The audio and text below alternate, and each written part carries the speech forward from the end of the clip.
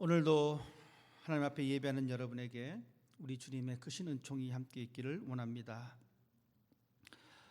오늘 본문 말씀을 보니까 예수님께서 한 여인을 고치시는 그 모습을 우리들에게 보여주고 있습니다. 오늘 본문의 말씀은 한 사건의 중간에 끼어 있는 본문입니다. 이 본문이 시작되기 전에 야이로의 딸을 고치러 가는 그 사건 중에 한 여인을 만나고 그 여인의 병을 고쳐줍니다. 예수님께서 한 사람의 병을 고치기 위하여 움직이실 때에 수많은 사람들이 예수님을 따라 나셨습니다. 예수님께서 그 지역을 지나갈 때에 한 여인이 등장합니다.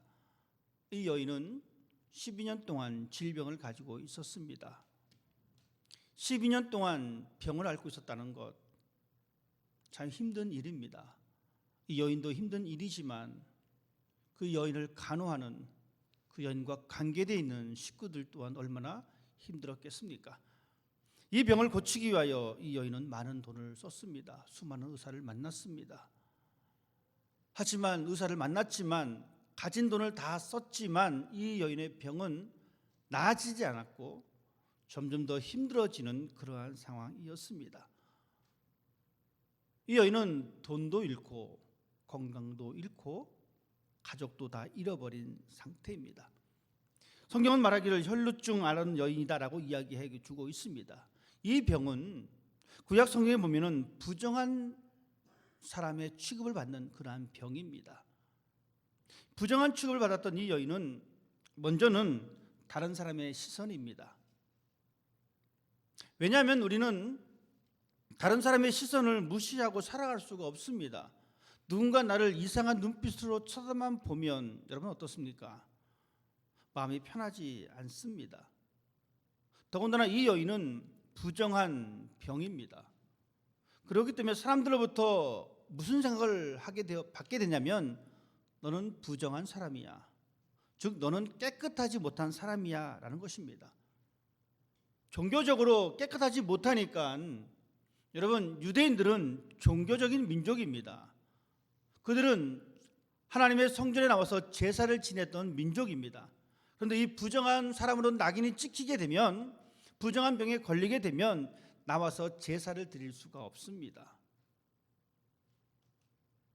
한두 번은 참을 수 있겠지만 여러분 12년 동안 제사를 드릴 수가 없습니다. 우리 모두는 한국 사람입니다. 우리가 잘 먹는 음식 가운데 한 가지가 김치입니다. 여러분 김치를 오랫동안 못 먹으면 어떻습니까? 물론 김치를 먹고 싶은 생각이 안 들 수도 있겠지만 뭔가 허전합니다. 따뜻한 국물이 없으면 뭔가 허전하듯이 이 여인도 마찬가지입니다. 부정한 죄에 걸렸기 때문에 부정한 병에 걸렸기 때문에 하나님 앞에 나설 수가 없습니다. 다른 사람들과 접촉만 해도 그 접촉된 사람이 부정한 사람입니다.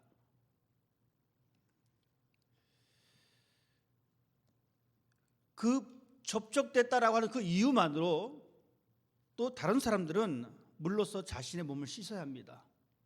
그러니 이 여인은 함부로 움직일 수가 없습니다. 자신이 닿았던 물건들이 부정하기 때문에 이 물건을 깨끗게 해야 합니다. 여러분 이러한 상황 속에 있는 이 여인이 다른 사람들을 볼 때마다 어떤 마음이 들겠습니까? 내가 괜히 움직여서 누군가를 만지게 되면 저 사람도 부정을 타게 돼서 씻어내야 되는데 여러분 이런 생각을 갖다 보면 이 여인은 아마도 어쩌면 다른 사람을 만나지 못할 것입니다. 그래서 이 문둥병 환자들이 부정하기 때문에 자신들끼리 모여서 살았듯이 어쩌면 이 여인도 사회 속에서 공동체 속에서 살지 못하고 격리되고 소외된 삶을 살았을 것입니다. 더군다나 자신의 병을 고치려고 많은 돈을 허비했습니다. 그렇기 때문에 더 이상 물질적으로도 풍요하지 않습니다. 이런 심각한 상황이 있었던 이 여인의 귀에는 예수님에 대한 소문을 듣게 됩니다. 예수라고 하는 이 젊은 청년이 보여줬던 기적 같은 치유의 사건들을 그는 접하게 됩니다. 그리고 그 예수에 대한 생각이 예수에 대한 믿음으로 변하게 되어지고, 마침내 그 지역에 예수님께서 오신다라고 하니까 12의 혈루증을 앓고 있던 이 여인이 예수님의 소문을 듣고 무리 가운데 끼어듭니다. 말씀드렸듯이 이 여인이 접촉하는 모든 것들은 부정해집니다. 나는 열심히 잘했는데 원치 않게 다른 사람으로 인하여 내가 부정해졌다라면은 기분 좋을 사람이 어디 있겠습니까? 사람들의 생각도 마찬가지일 것입니다. 무수히 많은 사람들이 모여 있는데 이 부정한 여인이 예수님 앞에 다가갑니다. 그리고 그 여인은 자신이 원하고자 했던 예수님의 옷이라도 붙잡으면은 내 병이 나을 수 있다라고 하는 이 확신, 이것을 드디어 얻게 됩니다. 예수님의 소문을 들었지만 본인이 부정한 병을 가지고 있었기 때문에 다른 사람들과 접촉되는 것이 부담되었고, 또 하나는 예수님 그때 당시 고대 사회는 남성 위주의 사회입니다. 예수님이 12살 되었을 때에 예루살렘 성전에 가셨다가 다시 고향으로 돌아올 때에 어린 예수님을 잃어버렸습니다. 그 잃어버린 이유는 그때 당시의 풍습입니다. 남자들은 남자들끼리 길을 걸으면서 이야기합니다. 여자들은 여자들끼리 따라갑니다. 아이들은 왔다 갔다 합니다. 그러니 아빠 입장에서는 이 어린 예수가 엄마한테 있을 거야 라고 생각하는 것이고, 엄마 입장에서는 아이가 안 보이니까 너 아빠한테 있을 거야 라고 생각했다는 것이죠. 요즘같이 가족들이 같이 다니는 것이 아닙니다. 여러분, 2000년 전에 예수님 주변에는 남성들이 자리 잡고 있었습니다. 여자가, 그것도 부정한 병에 걸린 여인이 그 자리를 뚫고 예수님 앞에 나아가서 옷에 손을 댑니다. 그리고 이 여인은 정말 자신이 원했던 대로 이 병이 낫게 됨을 느꼈습니다. 예수님은 이 자신에게서 능력이 나간 것을 알아차리셨습니다. 그리고 말씀합니다. 누가 나를 만졌느냐? 가던 길을 멈추고 둘러서서 묻습니다. 누가 나를 만졌느냐? 우리야 지금은 편하게 이 사건을 접합니다. 하지만 여러분, 한 가지 예를 들어봅시다. 별로 좋지 않은 예인데, 제가 어떤 한 사람의 돈을 훔치려고 지갑을 빼려고 접근을 했습니다. 그리고 아무도 모르게 그 주머니에 손을 집어넣고 지갑을 꺼냈습니다. 저 스스로 이렇게 생각합니다. 드디어 성공했구나. 그런데 이 지갑을 가지고 있던 사람이 가던 길을 멈추고 둘러서서 누가 내 주머니에 손을 넣었냐라고 물어본다면 여러분, 제 심장이 어떻겠습니까? 콩당콩당 걸렸구나. 나는 이제 감옥 가게 생겼구나. 이 여인은 다른 사람들과 접촉할 수 없는 부정한 여인입니다. 이 사실을 알고도 사람들이 많은 그것을 헤집고 들어갔습니다. 즉 예수님을 만나기 전까지 여러 사람을 접촉했다라는 이야기입니다. 그 두려운 마음을 가지고 예수님께 접근했는데 예수님께서 말씀하십니다. 누가 내 몸에 손을 대었느냐? 이 사실이 발각되면 이 여인은 어떻게 되겠습니까? 이 여인은 종교적인 비난을 받을 수밖에 없습니다. 왜냐하면 종교적인 규칙을 어겼기 때문에 그렇습니다. 종교적인 것을 최우선으로 여겼던 그때 당시에 종교적인 것을 어겼기 때문에 이 여인은 더 큰 비난을 감수할 수밖에 없다라는 이야기입니다. 예수님께서 누가 나를 만졌느냐라고 이야기하셨을 때에 제자들은 이야기합니다. 아니 선생님, 지금 주변을 보십시오. 이렇게 많은데, 사람들이 많은데 접촉하는 것은 당연한 것 아닙니까? 라는 이야기입니다. 이것의 직접적인 당사자인 이 여인은 예수님 앞에 나옵니다. 그리고 자신에게 이루어진 일을 솔직하게 이야기합니다. 예수님의 말씀을 우리 한번 귀담아 들으십시다. 예수님께서 이렇게 말씀하십니다. 딸아, 내 믿음이 너를 구원하였으니 평안히 가라. 내 병에서 놓여 건강할지어다. 예수님께서는 이 여인을 향하여 딸이다라고 하는 표현을 쓰고 있습니다. 12년 동안 가족으로부터, 지역 사회로부터 소외당했던 그 여인을 향해서 예수님은 딸아, 너는 내 딸이다. 더 이상 너는 소외된 사람이 아니다. 예수님께서는 이 여인을 딸이라고 하는 이 호칭을 사용하셔서 그를 회복시켜 주셨습니다. 오늘 마가복음은 이 사건을 기록하면서 우리들에게 무엇을 말해주고 있을까? 예수님이 단순히 어떠한 병을 치료할 수 있는 능력자라고 하는 사실을 알리고 싶었을까? 그랬다면 아마도 예수님은 가던 길을 계속 가셨을 것입니다. 나는 능력이 있으니까 내 능력에 의해서 어떤 사람이 고쳐졌겠지. 하지만 예수님은 가던 길을 가신 것이 아니라 그 길을 멈추십니다. 즉 예수님은 치유가 목적이 아니다라는 사실입니다. 그러면 예수님께서는 이 사건을 통해서 우리에게 무엇을 말씀하셨을까? 예수님은 이 사건을 통해서 우리들에게 이것을 말씀하고 있습니다. 피상적인 믿음을 갖고 있는 것이 중요한 것이 아니라 실질적인 믿음을 가지고 있는 것이 중요하다. 머릿속에만 채워져 있는 그 믿음이 중요한 것이 아니라 그 믿음을 드러낼 수 있는 그 믿음의 행위가 중요하다라는 것을 말씀해 주고 있습니다. 믿음이라고 하는 것은 어떠한 가능성을 보면서 가능성이 있을 때 갖는 것이 아닙니다. 믿음은 가능성이 없을 때에 가질 수 있는 것이 믿음입니다. 12년 동안 이 여인은 혈루병을 앓았습니다. 여러분, 이 12년이라고 하는 이 세월은 단순한 세월이 아닙니다. 이 사건 앞사건이 바로 야이로의 딸의 아픈 병을 고치는 사건입니다. 이 딸 아이의 나이가 12살입니다. 성경은 이 본문을 기록하면서 똑같은 12라고 하는 숫자를 사용하고 있습니다. 12살 된 야이로의 딸이 아파서 예수님께서 고치러 가십니다. 그 중간에 12년 동안 혈루증을 앓고 있던 이 여인을 만납니다. 그리고 고쳐주셨습니다. 이 고쳐주시고 난 이후에 다시 12살 난 딸 아이의 집으로 갑니다. 가는 도중에 이 아이는 죽었습니다.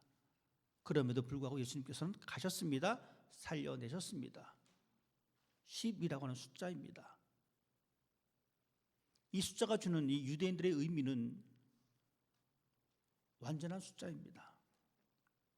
이스라엘의 12지파, 예수님의 12제자, 즉 12년 동안이라고 하는 이야기는 모든 희망이 완전히 사라졌다는 이야기입니다. 모든 희망이 완전히 사라진 그 상황 가운데에 믿음이라고 하는 것은 가능성이 약간 보이는 그러한 과정 속에서 생기는 것이 아니라 완전히 모든 것이 소멸된 그 상황 가운데 필요한 것이 믿음이다라고 하는 것을 우리에게 말씀해 주고 있습니다. 우리가 하나님을 믿으면서 갖고 있는 실수하는 것들이 있습니다. 어떤 것이 우리의 실수냐면 우리가 그리스도인들이 많이 하는 실수 가운데 하나가 이겁니다. 우리의 입술로 고백을 만족한다는 것입니다. 우리가 하나님을 믿는다고 하는 이 믿음을 우리가 입으로만 고백하면 가능하다라고 생각합니다. 이것은 마치 이것과 같습니다. 예수님께서 길을 걸어가실 때 많은 사람이 예수님을 따라다녔습니다. 예수님을 따라가면서 그들은 어떤 생각을 품었을까요? 아, 예수님이 정말 능력이 있구나, 이런 생각을 품었을지도 모릅니다. 과연 예수님 주변에 아팠던 사람이 이 여인 한 사람뿐이었을까? 정말 신기하게도 수많은 사람이 있었지만 이 아픈 사람은 한 명뿐이었을까? 예수님과 접촉했던 사람은 이 한 명뿐이었을까? 이 여인은 예수님을 믿었고 그 믿음을 자신의 몸을 통해서 드러냈습니다. 가지고 있었던 그 생각적인 그 믿음이 자신의 몸을 통해서 드러났다라는 이야기입니다. 여러분, 우리는 어떻습니까? 나는 믿음이 있다라고 생각합니다. 나는 성경적 지식을 알고 있기 때문에 나는 믿음이 있다라고 생각할 때도 있습니다. 그렇다면 죄송하지만 저는 상당히 믿음이 좋은 사람입니다. 그래도 저는 성경적 지식을 좀 가지고 있다라고 생각합니다. 하지만 저는 믿음이 없는 사람입니다. 왜냐하면 성경적 지식이 나의 믿음을 대변하지 않기 때문에 그렇습니다. 우리의 믿음은 어떻습니까? 우리의 믿음은 너무나 추상적이고 피상적인 믿음을 가질 때가 참 많이 있습니다. 예수가 하나님의 아들이심을 믿는다. 거기서 끝입니다. 믿음으로 죄 용서 받고 천국에 갈 수 있는 믿음이 우리에게 있다. 예, 맞는 말입니다. 하지만 거기에서 끝입니다. 죄송하지만 우리는 우리의 입으로 수만 가지 믿음을 이야기합니다. 그리고 이야기합니다. 나는 믿음이 있는 사람이다. 여러분은 스스로 어떻게 대답하십니까? 여러분은 과연 믿음이 있으십니까? 그러면 그 믿음을 어떻게 보일 수가 있습니까? 피상적인 예배의 모습, 피상적인 신앙의 모든 행동들, 여러분 그것이 우리의 믿음의 전부를 말해주고 있는 것은 아닙니다. 하지만 우리의 생활이 그렇습니다. 우리 믿음 생활이 그렇습니다. 이 믿음 생활을 보면 우리의 또한 예배드리는 이 태도를 통해서도 우리가 믿음 생활을 또한 보일 수도 있습니다. 예배가 시작되면 이렇게 잠을 주무시는 분들이 계십니다. 습관성 수면증이다라고 제가 명칭을 내렸습니다. 저도 옛날에는 그랬습니다. 설교 시작만 되면 눈이 저절로 감깁니다. 그리고 이렇게 생각합니다. 내가 눈을 감고도 충분히 나는 설교를 들을 수 있습니다. 그런데 동시에 잠이 슬슬 찾아옵니다. 참 재밌는 것은 이 현상이 습관이라는 것이죠. 졸려서 자는 것이 아니라 습관적으로 자는 겁니다. 제가 깨달았어요. 이래서는 안 되겠구나. 저희 아버님이 설교하시는데 저는 앉아서 눈 감고 우리 아버지의 설교를 듣습니다. 그러다가 저는 어느 순간 설교가 끝나고 찬송을 합니다. 그럼 그때 정신이 듭니다. 이런 생활이 반복되다 보니까 이건 아니구나. 그때부터 다시 마음을 먹기 시작했습니다. 여러분, 우리가 하나님 앞에 드리는 이 예배, 피상적인 예배도 우리의 믿음을 증명해내진 못합니다. 우리의 이 믿음을 증명해낼 수 있는 것은 바로 행동하는 이 여인의 믿음입니다. 이 여인의 모습이 바로 우리의 모습이 될 때에 우리는 비로소 예수님께서 우리에게 원하시는 것을 보여드릴 수 있는 그런 믿음의 사람으로 우리는 살아갈 수가 있습니다.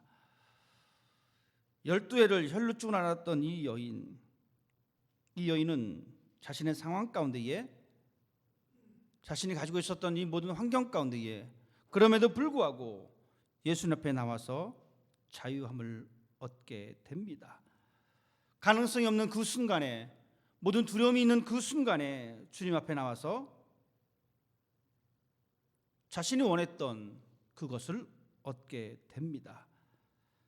우리는 살아가면서 때로는 우리 주변에 가능성이 없는 절망적인 상황을 경험할 때가 있습니다. 그럴 때 우리가 보여야 할 믿음의 태도는 바로 이러한 여인의 믿음의 태도입니다. 뚫고 나아가서 예수님을 붙잡는 그 모습. 우리는 살아가면서 십자가의 권능을 믿어야 합니다. 십자가는 죽음처럼 보였지만 그 죽음에 있어서 끝난 것이 아니라 바로 그곳에서 부활의 생명이 싹텄음을 우리는 믿는 사람이 되어야 합니다. 이것이 바로 행동하는 믿음의 사람입니다.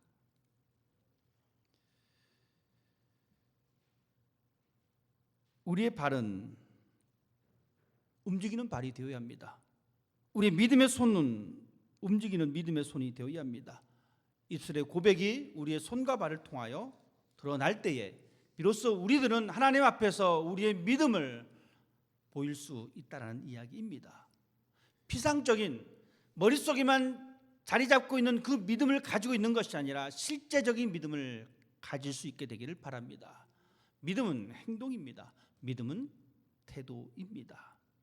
간절한 마음으로 말씀을 받아들이고 말씀을 연구했던 베레아 사람들처럼 여러분, 우리가 알고 있는 예수 그리스도가 하나님의 아들이심을, 우리에게 참 생명의 부활이 있음을 알고 있음을 믿는 것이 머릿속으로만 남아있는 것이 아니라 그것을 들고 그 복음을 들고 발을 움직여 나가는 것, 그리고 그 하나님의 사랑과 하나님의 은혜를 이웃과 더불어 나누는 것, 이것이 바로 믿음의 모습입니다.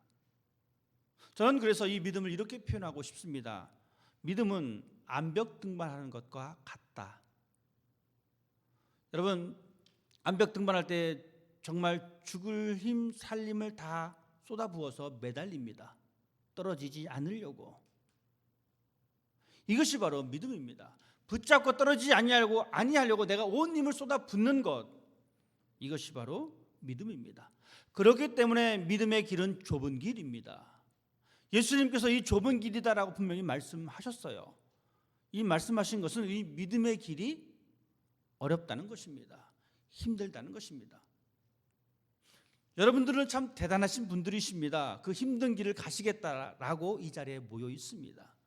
잘하셨습니다. 이왕 시작한 것 끝까지 매달리고 있어야 합니다. 우리의 삶의 문제가 그렇습니다. 그냥 넓은 길로 가겠다라고, 쉬엄쉬엄 가겠다라고 생각하시면 안 됩니다.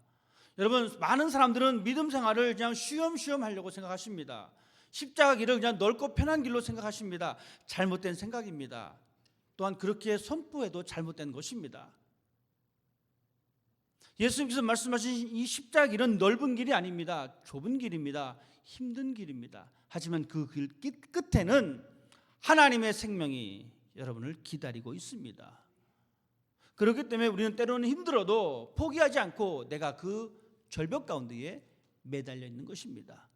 내 팔의 힘이 떨어질 때까지 십자가를 붙들고 있는 것입니다. 믿음은, 그렇기 때문에 믿음은 모험입니다. 여러분, 이 모험을 우리가 할 때에 우리가 얻고자 하는 것들을 경험할 수가 있습니다. 이 여인이 모험을 합니다. 자신의 부정한 병을 가지고 있음에도 불구하고 사람들의 시선을 불구하고 예수님께 나아가는 모험을 감당합니다. 모험을 두려워하지 말길 바랍니다. 거친 파도를 만나야 서핑할 수가 있습니다. 파도가 없는 곳에서는 서핑을 할 수가 없습니다.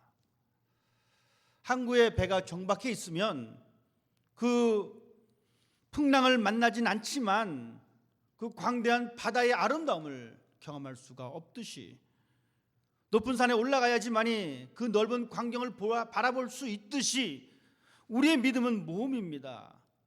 이 모험을 감당하는 여러분이 되시길 바랍니다. 이 모험의 동반자가 여러분의 주변의 사람이 아니라 이 모험의 동반자는 예수 그리스도이십니다. 성령님께서 여러분의 믿음의 여행에 함께 동반해 주십니다. 또한 사도 야고보도 우리들에게 내 믿음을 보이라라고 말씀하고 있습니다. 야고보 사도는 우리들에게 행함이 없는 믿음은 죽은 것이다라고 이야기합니다. 즉 우리의 믿음을 행동으로 드러낼 것을 우리에게 말씀하고 있습니다. 여러분, 아브라함, 하나님께서 그에게 아들을 바치라라고 말씀하셨습니다. 믿음으로 아브라함은 그 아들을 바칩니다. 믿음의 조상이라고 하는 명예를 얻게 되었습니다. 기생 라합을 우리가 기억합니다. 여리고성에서 별 볼 일 없이 살아갔던 이 여인, 예수님의 소문을, 하나님에 대한 소문을 들었습니다. 하나님께서 이스라엘 민족과 함께 하셨던 그 무수히 많은 소문들을 들었습니다. 마치 이 여인과 같이 막상 그 자신이 가지고 있었던 하나님에 대한 그 현실을 맞닥뜨렸을 때 이 여인은 자신의 목숨을 내걸고 이 스파이들을 자신의 집에 숨겨줍니다. 라합이 어떻게 변했습니까?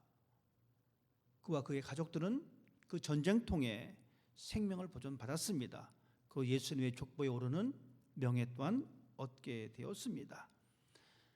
아는 믿음과 행하는 믿음은 엄청난 차이를 만들어냅니다. 여리고성에 있었던 수많은 사람들은 그들에게 다가오는 이스라엘 민족과 하나님에 대해서 알고 있었습니다. 알고 있었지만 그들의 결국은 파멸이었습니다. 하지만 알고 있었던 이 라합이라고 하는 이 여인은 자신이 알고 있었던 그 믿음을, 그 신념을 자신의 몸으로 실천하게 되어지고 자신의 생명이 보존되는 그 결과를 얻게 되었습니다. 그렇기 때문에 우리는 기억하셔야 합니다. 아는 믿음과 행하는 믿음은 그 결과가 너무나도 다르다. 우리의 믿음을 어떻게 증명하시겠습니까? 제가 저의 믿음을 여러분에게 어떻게 증명할까요? 매주일 설교를 준비하고 예배를 집례하고 이러한 모습으로 제 믿음을 여러분에게 증명할 수가 있겠습니까? 아니면 여러분들이 설교 시간마다 아멘 하시고 기도할 때마다 크게 기도하시고 그렇게 함으로 여러분의 믿음을 증명하시겠습니까? 충분히 그럴 수도 있습니다. 보는 사람들 앞에서 우리는 충분히 그럴 수도 있습니다. 하지만 그것으로 다 증명되는 것은 아닙니다. 믿음은 행동입니다. 예수님께서 병을 고칠 수 있다라고 하는 능력이 있음을 아는 사람들이 중풍병 걸린 사람을 데리고 옵니다. 네 사람이 한 사람의 환자를 데리고 오는데 사람들이 너무 많으니까 저 문으로 들어올 수가 없는 거예요. 환자는 고쳐야 되겠고 예수님은 능력이 있는 걸 알고 이 네 사람이 선택한 방법이 무엇입니까? 지붕을 뚫는 것이었습니다.